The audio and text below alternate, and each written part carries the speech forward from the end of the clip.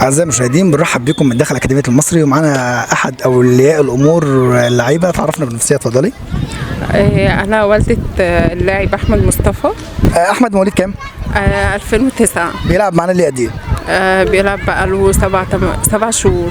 احكي لنا بقى عن ال7 شهور دول، شفت فيهم إيه في أكاديمية المصري؟ بصراحة يعني أحمد كان جاي لعب متوسط، دلوقتي بسم الله ما شاء الله يعني بقى بيطلع ماتشات، مستواه اتحسن، بينزل كذا تدريب وكذا يوم في الأسبوع، وبصراحة يعني شايفة اللي هو مستواه بقى أحسن من الأول يعني بكتير جدا يعني. ده بالنسبة لأحمد. طب بالنسبة لنظرة حضرتك للأكاديمية شايفة إيه؟ والله الأكاديمية ممتازة جدا، غير من ناحية الكابتن رضا بسم الله ما شاء الله يعني عامل مجهود كبير جدا فوق المستطاع. بيوفر الراحة للاعب وكولي أمر من حيث كل حاجة، من حيث الأيام بتاع التدريب والعبء المادي، موفر حاجات كتيرة قوي ليهم.